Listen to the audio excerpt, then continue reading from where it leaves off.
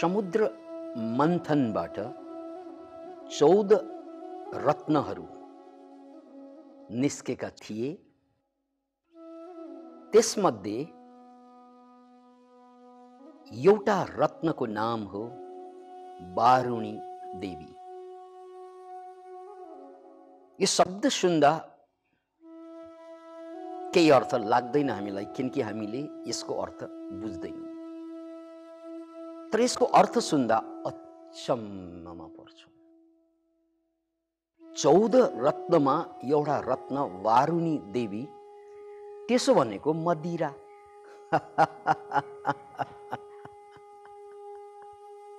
अब अद्भुत कुरा यस अर्थमा कि त्यो दिव्य दृष्टि सम्पन्न ऋषिहरूले मदिरालाई पनि रत्नको रूपमा बुझेका छन्। आम हाम्रो समाजमा मदिरालाई नकारात्मक रूपमा लिइन्छ। आम धार्मिक यो सात्विक प्रवृत्तिमा मदिरालाई वर्जित गरिएको छ। यो बहुत जिन्दगीलाई बर्बाद पार्ने तत्त्वको रूपमा चित्रित गरिएको छ।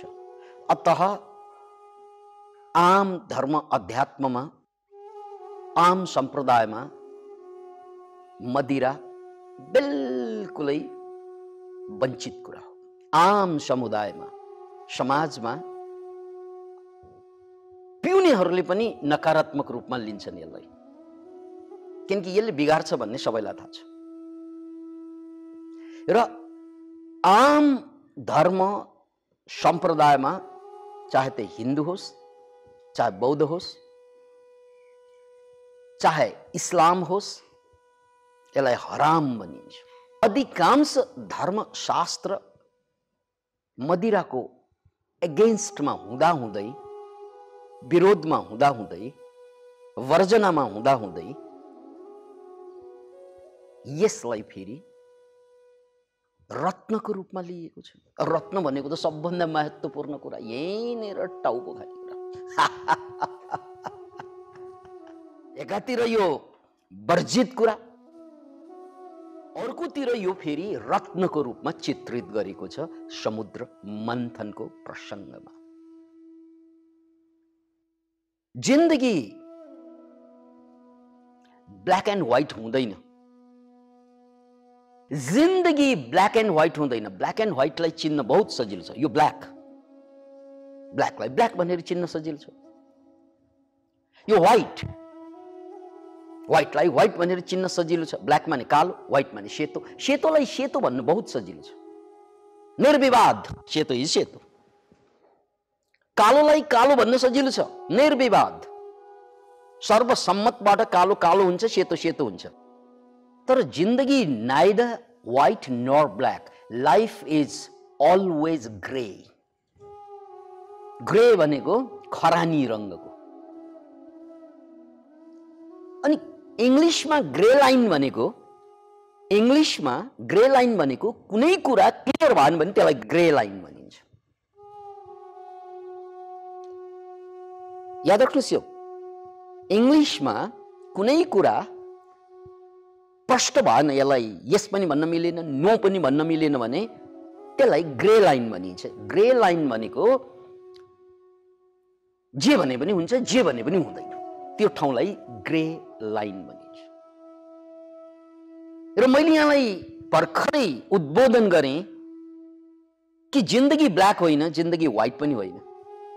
त्यति सजिलै जिन्दगी यो हो भनेर परिभाषा खोज्ने मान्छेहरूले आजसम्म खोजै छ। जिन्दगी के हो भनेर शब्दमा खोज्नेहरूले हजारौं वर्षदेखि आज पनि खोजै छ, किनकि यो प्रश्नै गलत हो। किनकि यसको जवाब ब्ल्याक एन्ड व्हाइटमा आउँदैन। जिन्दगी सेतो हो भन्न मिल्दैन, जिन्दगी कालो हो त्यो पनि भन्न मिल्दैन, जिन्दगी खत्तम बहुत दुखद यो भन्न मिल्दैन, किनकि जहिले पनि दुखद हुँदैन। जिन्दगी बहुत सुखद यो पनि भन्न मिल्दैन, जिन्दगी जहिले पनि सुखद हुँदैन। के हो त जिन्दगी? मान्छे हाँस्दा हाँस्दै रोइदिनु पर्छ जिन्दगीमा, र रुँदा रुँदै मान्छे हाँसिदिन्छ जिन्दगीमा। अब जिन्दगी हाँसो हो कि आँसु?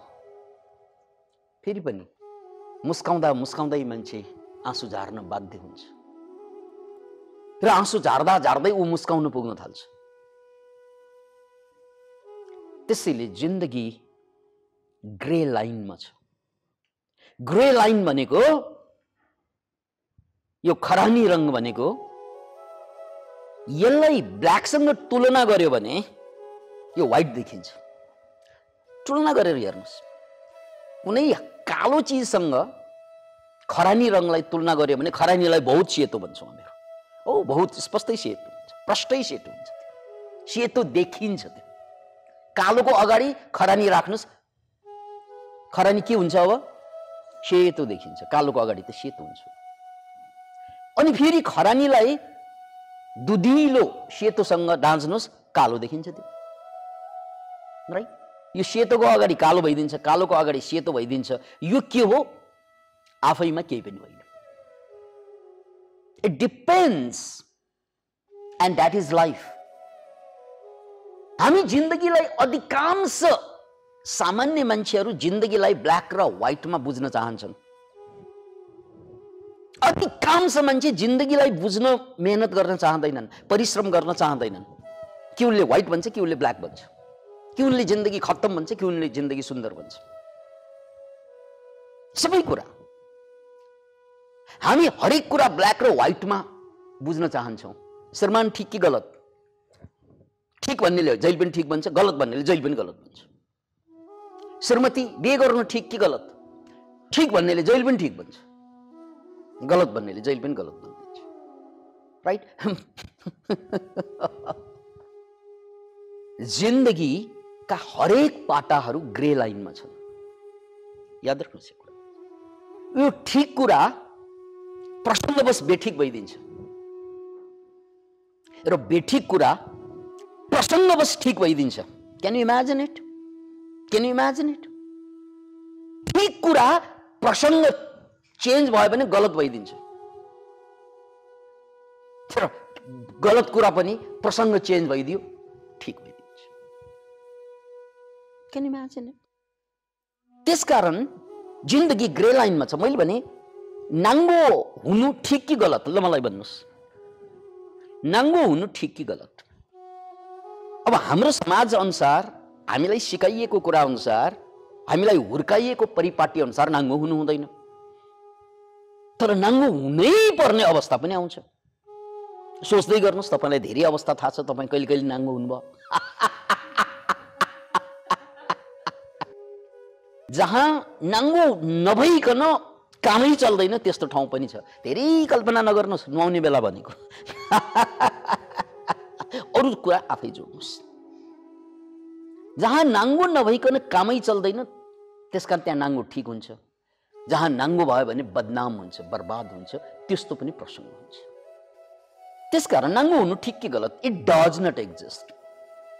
इट डिपेन्ड्स कुन कन्टेक्स्टमा।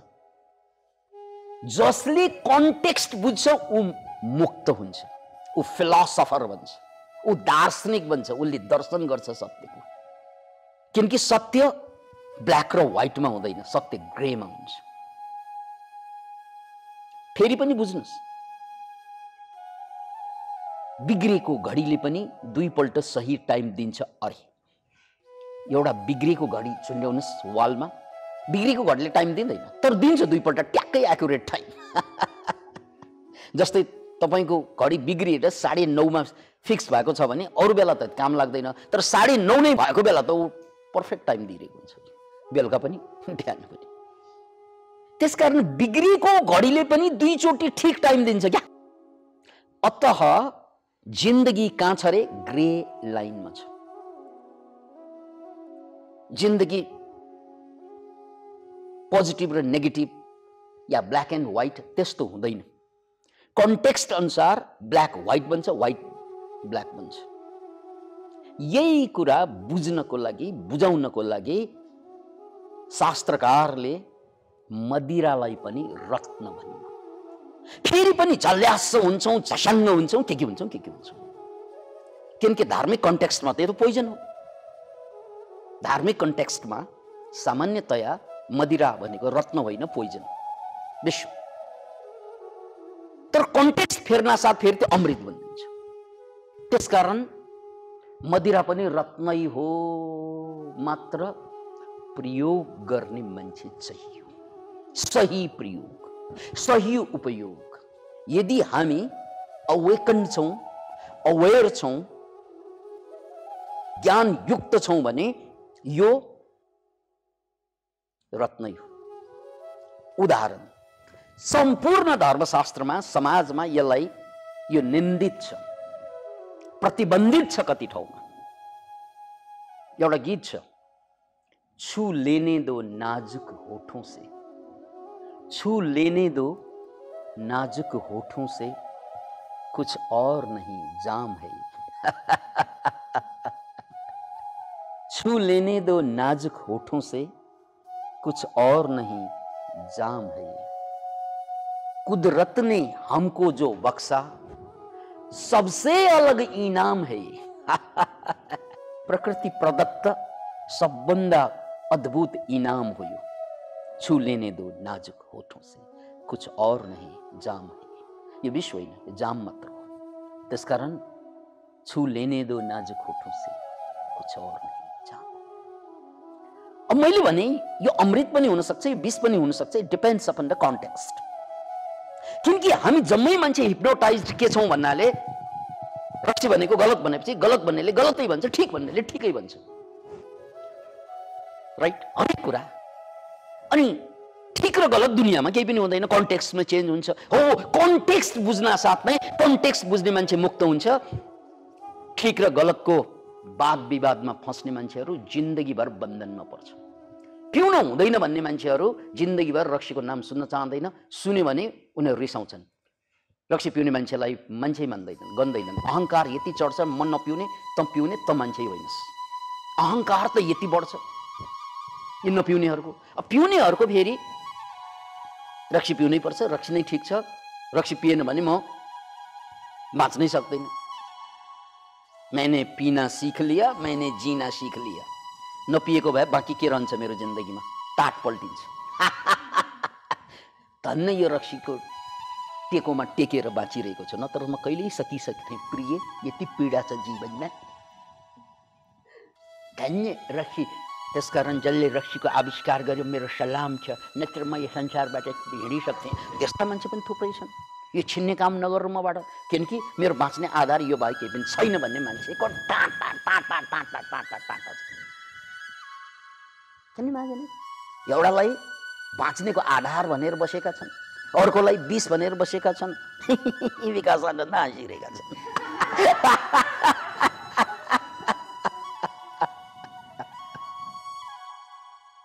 यो प्रसङ्गलाई दिल खोलेर बुझ्नुहोस्, दिल खोलेर बुझ्नु, न त बुझ्दैनौँ। हामी त मूर्छित हौँ। समाजले हुँदैन भनेको कुरा जिन्दगीभर हुँदैन भन्छौँ, समाजले हुन्छ भनेको कुरा जिन्दगीभर हुन्छ भन्छौँ। किनकि हामी बन्दी हौँ, स्वतन्त्र छैनौँ। अतः यो स्वतन्त्रताबाट उद्बोधन भएका शब्दहरू बुझ्न बहुत गाह्रो हुन्छ। अब यति कुरा भनिरहँदा रक्सीको या मदिराको दुईवटा प्रयोगलाई म बुझाउन चाहन्छु यहाँहरूलाई।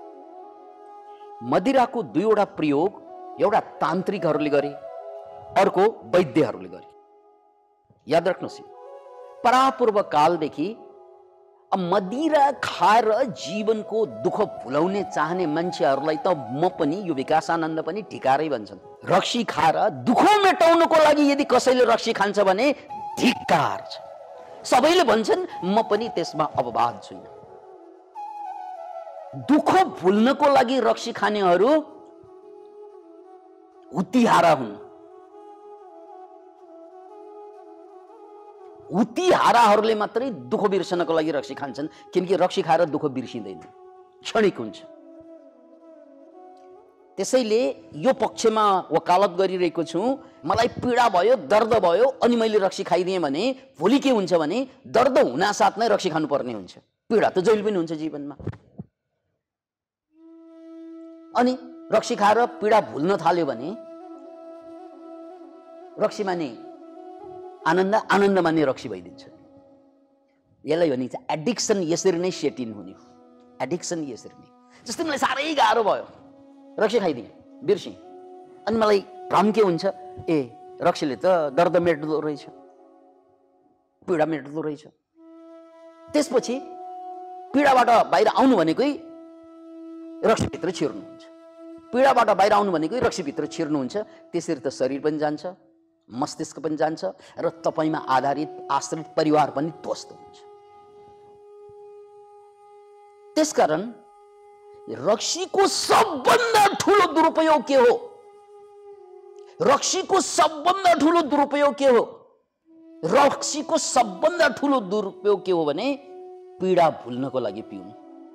Don't do that. त्यसले संसारमा जहाँ जहाँ मान्छे रक्सीको कारणले सिद्धिरहेका छन्, ती पीडा भुल्न पिउनेहरू सिद्धिरहेका छन्। त्यसकारण it is not a means to avoid the pain. यसलाई फेरि पनि बुझ्नुहोस्, it is not a means to avoid the psychological pain. यो मानसिक दर्द मेटाउनको लागि रक्सीको सहायता लियो भने यो सबभन्दा ठुलो दुरुपयोग हो रक्सीको, सबभन्दा ठुलो दुरुपयोग हो रक्सीको। मदिराको यो धरतीमा आविष्कार भएको भनेको चाइनाबाट हो, झन्डै 7-8 हजार वर्ष अगाडि। तर मदिरा पहिलोचोटि आविष्कार हुँदा के का लागि भएको थियो? औषधिको रूपमा भएको थियो। याद राख्नुहोस् यसलाई, मदिराको आविष्कार भएको औषधिको रूपमा हो, औषधिको रूपमा हो, औषधिको रूपमा हो।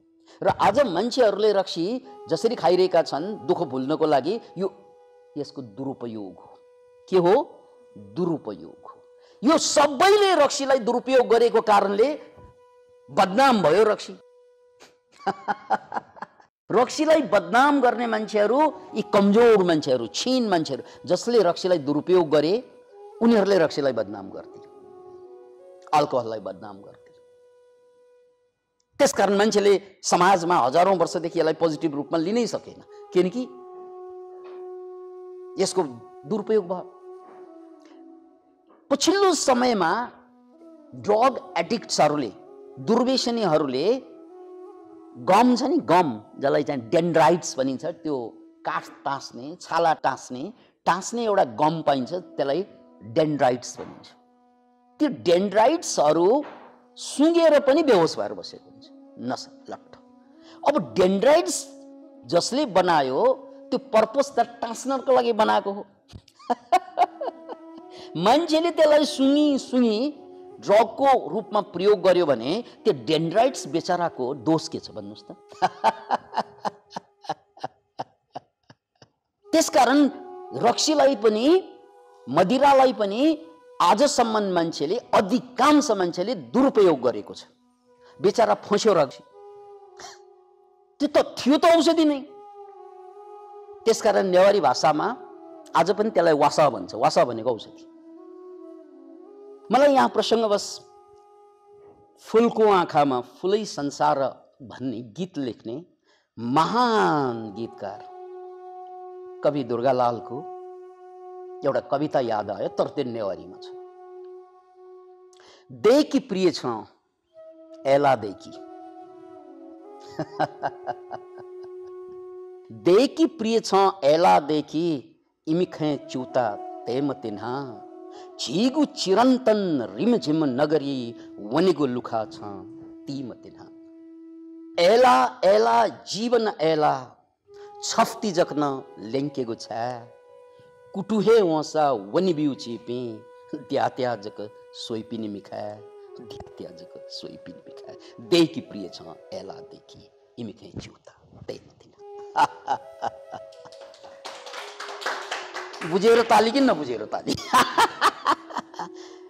प्रिय बनाऊ तिमीले, रक्सी पार, रक्सी पार प्रिय, रक्सी पार तिमीले, मदिरा पार, मदिरा पार, अरूको कुरामा चिन्ता नै नगर्नु, रक्सी पार। किनकि त्यो नपारेसम्म हामी त्यो प्रेमको अनन्त नगरीको महसुसै हुँदैन हामीलाई। त्यसकारण रक्सी पार। यो रक्सी भनेको प्रेमको रक्सी, राइट? किनकि प्रेम पनि त मदिरा हो, लट्ठ पर्छन् मान्छे, सारा दुःख बिर्सिन्छन् मान्छे। त्यही प्रेमको नशा कम भएपछि अनि रक्सी थपी त्यसकारण जसका लोग्नेहरू बहुत रक्षा छन्, श्रीमतीले प्रेम पिलाको अलि पुगेन प्रिय। जहाँ श्रीमतीले प्रेमको प्याला थमाउन सक्दैन श्रीमानलाई, उसले बजारको प्याला पिएर क्षतिपूर्ति गर्छ। अभाव पत्नीबाट या पतिबाट प्रेम पुगेन भने उसले प्यालाबाट प्रेम भर्छ, त्यसलाई रक्सी भनिन्छ। तर यो पलायनवाद हो। त्यसकारण मैले भने रक्सीको सबभन्दा ठुलो दुरुपयोग के हो? पीडा भुल्नलाई पिउनु। हजारौं वर्ष अगाडि हाम्रो प्रातः स्मरणीय आयुर्वेदकारहरू चरक संहिता, आज पनि सम्मानका साथ हामी चरकलाई चाहिँ सम्झन्छौँ। चरक संहिता भनेको आयुर्वेदको शास्त्र। त्यो आयुर्वेदको शास्त्रमा मदिरालाई औषधिको रूपमा प्रयोग गरेका छन्। खास गरी त्यो बेला एक्स्मा, राज एक्स्मा, एक्स्मा भन्ने रोग जसलाई टिबी भनिन्छ अचेल, त्यो टिबीको कुनै औषधि थिएन। हाम्रो 100 वर्ष अगाडिसम्म पनि टिबी भएपछि मान्छे प्राय मर्थे। तर त्यो बेला वैद्यहरूले चरक संहितामा साफ लेखेको छ, यदि मदिरालाई ठीक मात्रामा सेवन गर्ने हो भने टिबीलाई कन्ट्रोल गर्न सकिन्छ। राइट? त्यस्तै जोर्नी दुखाइ, हाड दुखाइ, शरीर दुखाइ, यो सबै दुखाइलाई अन्य कुराबाट नियन्त्रण भएन भने मदिराको मसाज गरेर ठीक पार्न सकिन्छ। यो चलन त आज पनि छ।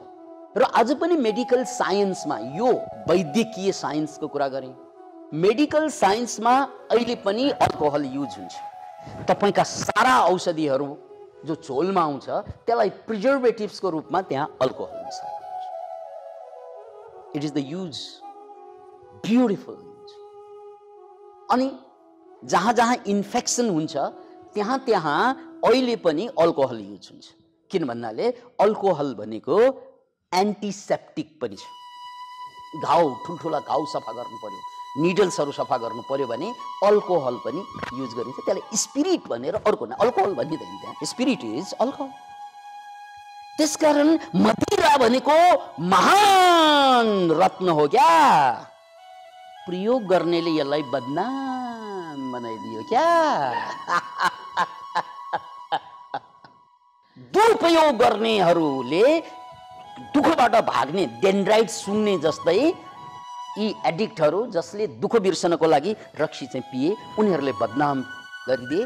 त्यसैले हे दुःख बिर्सन चाहने मान्छेहरू, एकचोटि आफूमा डुबेर हेर, आफूभित्र यस्तो मदिरा छ, दुनियाँभरको मदिरा फिक्का लाग्छ तपाईँलाई आफूभित्र। यही कुरा भनेको कविले, सारे मदिराले घूम गए, प्याले प्याले चूम गए। सारे मदिराले घूम गए, प्याले प्याले चूम गए, पर प्रियतमा ने जब घूंघट खोली तो बिन पिए ही झूम गए। मात्र तपाईले त्यो प्रियतमा भेट्टाउन ढिला गर्नुभयो प्रिय। त्यो आफू भित्रको प्रियतमालाई चाहिँ भेट्टाउन ढिला गरेकोले रक्सीमा डुबेर मर्नु पर्यो मान्छे। नत्र भने फेरि पनि बुझ्नुस्, आयुर्वेदिक क्षेत्रमा बहुत सम्मानका साथ प्रयोग गरिन्थ्यो औषधिको रूपमा। र मेडिकल साइन्समा पनि आज पनि अल्कोहलको प्रचुर मात्रामा औषधीय रूपमा युज हुन्छ। त्यसकारण यो औषधि नै हो, वास हो, वास। एउटा प्रयोग, यसलाई प्रयोग मात्र भनेर पुगेन, सदुपयोग गरे वैद्य र डाक्टर्सहरूले त्यो पक्षले। र अर्को सदुपयोग, यो त विज्ञानको कुरा भयो, अध्यात्ममा प्राय ठाउँमा रक्सी वर्जित छ। बुद्धको एउटा वचन उद्धृत गर्नु पर्दा, सुरामेर मज्जय पमाडठाना वेरमणि शिखापदम समादयामि। यो भनेको पञ्चशीलमा म सुरा, रक्सी जस्ता यो नशा लाग्ने कुराहरू कुनै चिजको प्रयोग नगर्ने प्रण गर्छु, व्रत धारण गर्छु, संकल्प गर्छु। किनकि त्यो वर्जित छ। इस्लाममा यो हराम छ, धर्ममा त यो प्राय ठाउँमा हराम छ।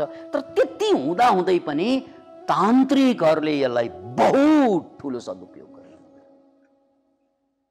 तपाईले तन्त्रसँग जोडिएका देवी देवता जस्तै काल भैरवलाई रक्सी नभई हुँदैन, श्वेत भैरवलाई रक्सी नभई हुँदैन। जहाँ जहाँ तन्त्र शास्त्रसँग सम्मत पूजा हुन्छ त्यहाँ बिना रक्सी बिना जाँड चल्दै चल्दैन। किन इमेजिन इट?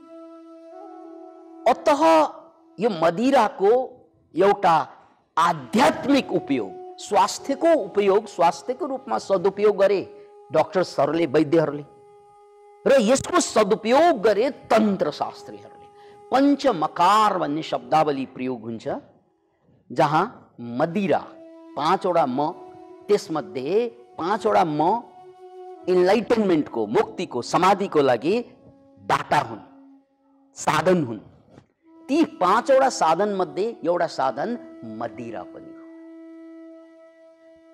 अनि यो पनि याद राख्नुहोस्, वाम तन्त्र, दक्षिण तन्त्र मुख्यतया 2 धारा हुन्छन्, वाम तन्त्र र दक्षिण तन्त्र। दक्षिण तन्त्रमा सात्विक पूजा हुन्छ, सात्विक साधना हुन्छ, त्यहाँ मांस, मदिरा आदि इत्यादिको प्रयोग हुँदैन दक्षिण तन्त्रमा। तर वाम तन्त्रमा मांस, मदिरा, मैथुन, मुद्रा, यी 5 वटा मांस, मत्स्य, मैथुन, मुद्रा, यी 5 वटा पञ्चमकार जसलाई भनिन्छ, त्यो बिना साधना चल्दैन। र यो पनि याद राख्नुहोस्, वाम तन्त्र भनेको अधिकांश मान्छेले दुरुपयोग गर्ने या नबुझ्ने चिज पनि हो। किन भन्नाले यहाँ यौनलाई पनि, सेक्सुअल एक्टिभिटीलाई पनि आध्यात्मिक रूपमा प्रयोग गरिएको हुन्छ। तर तन्त्रको यौनाचार र मान्छेले, सामान्य मान्छेले गर्ने यौनाचार आकाश र जमिनको फरक हुन्छ। याद राख्नुहोस्, किनकि तन्त्रमा जुन यौनको प्रयोग हुन्छ त्यो यौनमा इजैक्युलेसन, स्खलन हुँदैन। Can you imagine it? सहवास स्खलन बिनाको, जुन कुरा हामीले इमेजिन समेत गर्न सक्दैनौँ, त्यो कुरा तान्त्रिकहरूले हजारौं वर्ष अगाडिदेखि सिद्ध गर्दै आएका कुरा।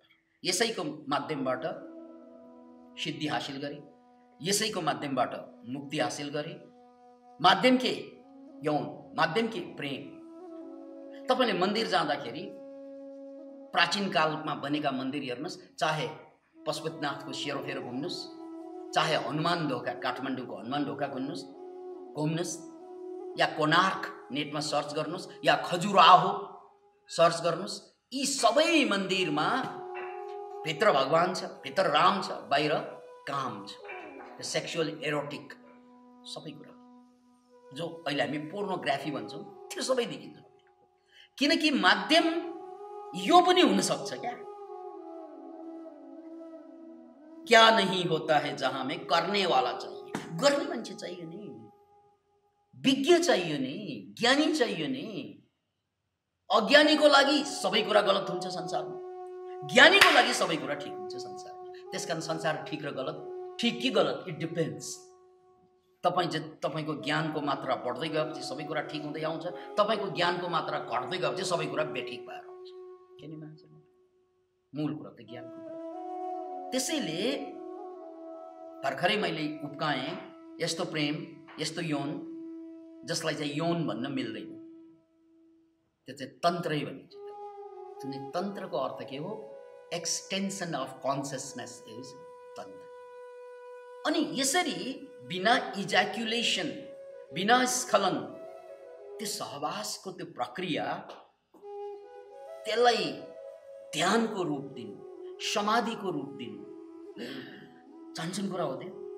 Can you imagine it? कति ज्ञान चाहिने होला त्यसमा, कति बुझ्नु पर्ने होला, कति अभ्यास चाहिने होला त्यसमा। त्यस कारण त्यो प्रोसेसको लागि एउटा प्रयुक्त हुने चीज हो उचित मात्रामा, उचित कालमा। याद राख्नुहोस्, त्यहाँ टाइमको कुरा आउँछ।